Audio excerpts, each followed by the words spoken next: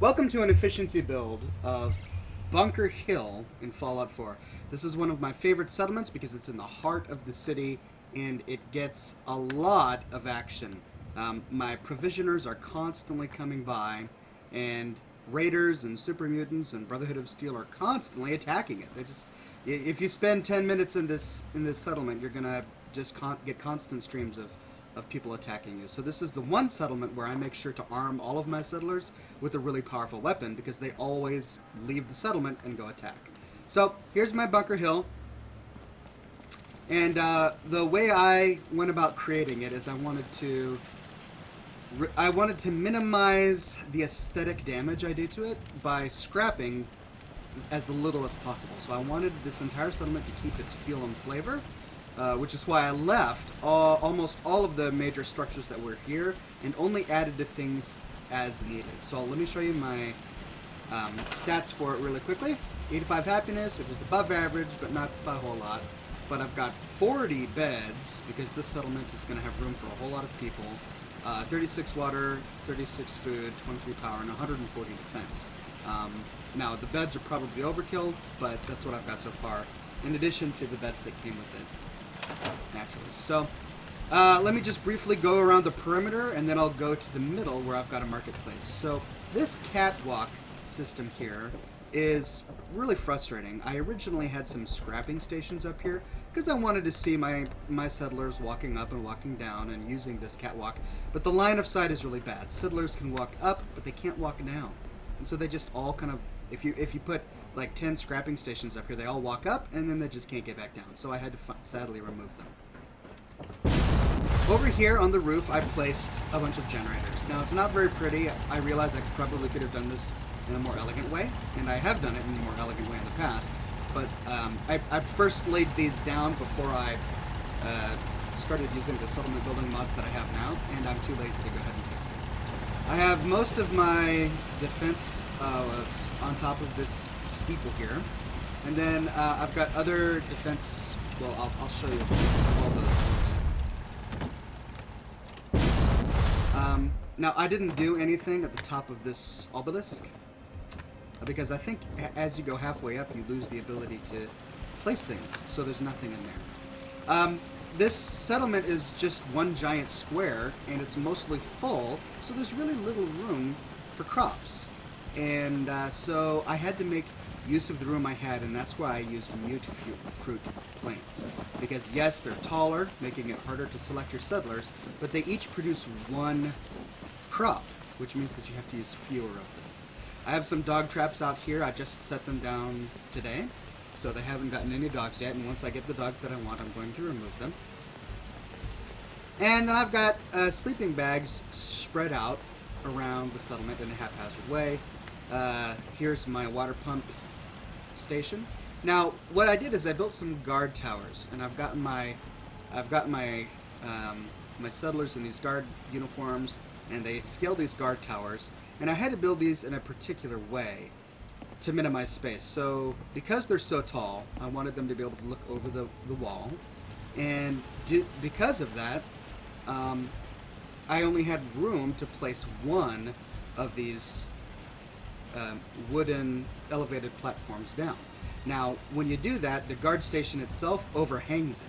So I had to take smaller floors and put them down there. And then I used a mod to place this support structure at an angle so that it leaves all of this walking room over here.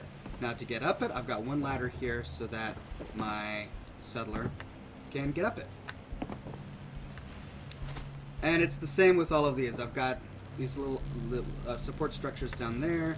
This is a scrapping station where my settlers come to scrap stuff. It's just all along this wall here. It's an elevated platform. Because the ground is not flat, and so they go here, they do their scrapping, and then they walk off and patrol the town. Nothing terribly exciting in these shacks. I left them and simply placed some beds in them. And this is the primary bar area. I'm not sure where the guy is. I think he ran off to defend the settlement. But he stands here and serves as a bartender. So at the end of the day, the majority of the settlers come here. So I placed these bar stools for them to sit and hang out. Up here is where the rest of the settlers sleep. There are a bunch of more rooms. I've got 3 or 4 beds per shack up here. Another guard tower. Again, notice how I have the ladders coming in from the sides to reduce the space covering this walkway, and I only used one platform with the smaller platforms supported by this angled support here. I placed my Brahmin feeding troughs in this little caged off area, which I suppose was meant to be a farm, but otherwise they just roam all around. So I've got the feeding troughs in there, I've got them caged in so they stop hassling me. And then a couple more houses set up over here with more beds. Alright, so that's the basic perimeter. Let's go in to the marketplace. So I've got the public market here, and it's a very hopping area. For some reason, my scrappers like to walk in and out of it. I have a smoking station over here with a cigarette machine and some smoking bins. I didn't do anything with the utility basement. Once you go into it, you of course can't build anything inside of it, so I just left it alone. And then I placed a lot of my shops in here. Now what's interesting is this area right here actually counts as a shop, and traveling traders will walk into the marketplace and set up shop right here. So it's kind of cool that the traveling merchants will set up shop in this area, and it's a great place to stage all of your other shops. I've got my clinics, my general goods. I've got one bar here with some stools set out. I've got another bar here next to 2 seating areas. These tables came with Bunker Hill, so I didn't have to build any tables, but I did have an opportunity to decorate them and put some chairs down. This is the kitchen area, complete with a radio. The next one is Keep a Knockin' by Louis Jordan. And I've placed various kitchen doodads on this counter. As I find more in the wasteland, I'll set them down here. Old Man Stockton hangs out over here for some reason. He doesn't do anything. You can't assign him to farming. You can't assign him to anything. He doesn't own a shop. He just hangs out here. So, yeah, I've got Old Man Stockton hanging out here. And I wanted to keep this area clear because settlers tend to walk in and out of this area fairly frequently. And then over in this little hut, I've got more shops. And on top, I have some missile turrets because I tend to get attacked from this area fairly frequently. As you can see, my settlers have been defending today quite a lot. Look at all those bodies sitting over there from where we were attacked.